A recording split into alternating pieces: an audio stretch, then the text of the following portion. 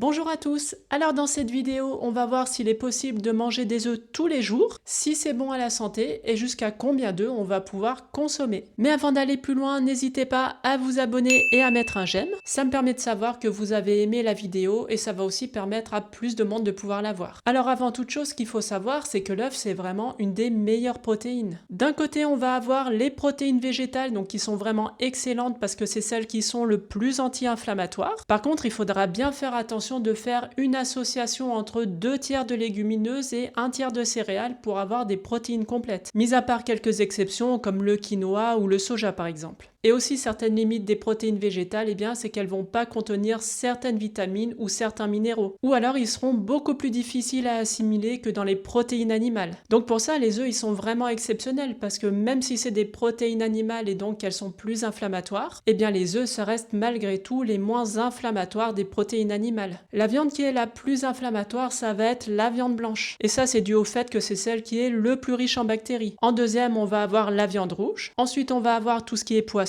Et enfin, on a les œufs. Donc de ce côté-là, on peut vraiment dire que c'est la meilleure des protéines animales. En plus de ça, ils sont très riches en vitamines et en minéraux. Par exemple, ils vont contenir de la vitamine A qui va soutenir le système immunitaire et la vision, de la vitamine B2 qui contribue au métabolisme énergétique, de la vitamine B12 qui est importante pour le système nerveux mais aussi pour la formation des globules rouges, de la vitamine D donc qui favorise l'absorption du calcium et qui maintient aussi une bonne santé osseuse, de la vitamine E qu'on retrouve pas facilement dans l'alimentation, qui est un antioxydant qui va servir à protéger les graisses. Et ils contiennent aussi du sélénium, du phosphore, du fer, du zinc ou encore de l'iode. Donc en plus d'être d'excellentes protéines, eh bien ils ont une excellente richesse micronutritionnelle. D'ailleurs le jaune d'œuf il contient aussi de la lutéine et de la staxanthine, donc qui sont deux caroténoïdes, et c'est des antioxydants qui sont très importants dans la santé des yeux. En fait la lutéine elle s'accumule dans une partie de notre rétine et elle va servir notamment à protéger contre les radicaux libres. Donc ça va servir à protéger de la DMLA, de la cataracte et plus généralement du vieillissement des yeux. Donc pour ce qui est de la fréquence du fait de manger des œufs, est-ce qu'on peut manger des œufs tous les jours ?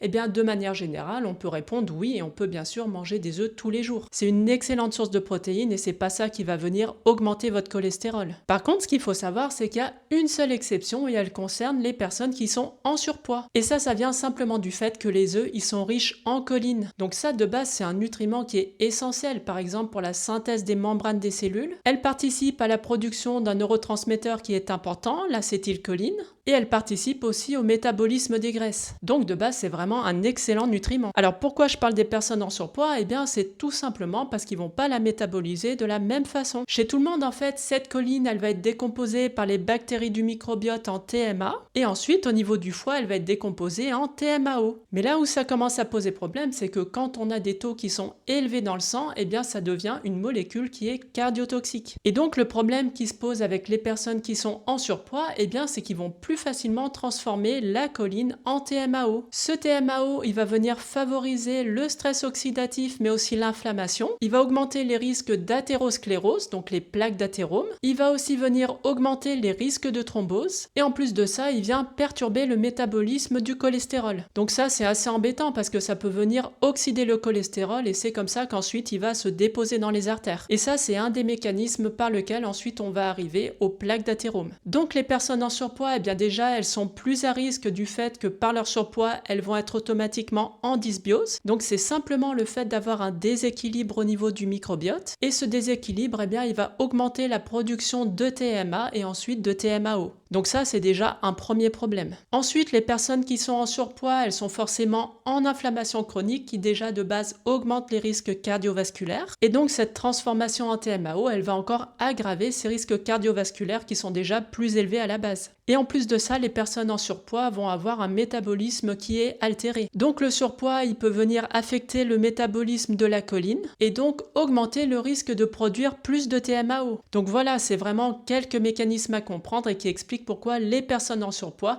elles ne devront pas consommer des œufs tous les jours. Donc c'est pour ça qu'on ne peut pas non plus toujours faire des généralités parce qu'il y a certaines personnes qui vont pouvoir consommer certains aliments, quand d'autres au contraire, elles devront moins en consommer. Et là justement, eh bien, c'est un exemple frappant. Donc si pour les personnes en surpoids, ça pose absolument aucun problème de consommer des œufs tous les jours, en revanche, les personnes en surpoids et en obésité, eh bien, elles ne devront pas dépasser entre 3 à 4 par semaine. Et en dépassant pas cette dose, eh bien, ça posera absolument aucun souci. Donc pour résumer, eh bien, les œufs, ça reste une source exceptionnelle en protéines. Et en temps normal, on va pouvoir en consommer tous les jours sans aucun problème, sauf si on est en surpoids ou en obésité, où là, il ne faudra pas dépasser entre 3 à 4 par semaine. Donc voilà, j'espère que cette vidéo vous aura plu. N'hésitez pas à vous abonner et à mettre un j'aime. Et moi, je vous retrouve très bientôt dans une prochaine vidéo.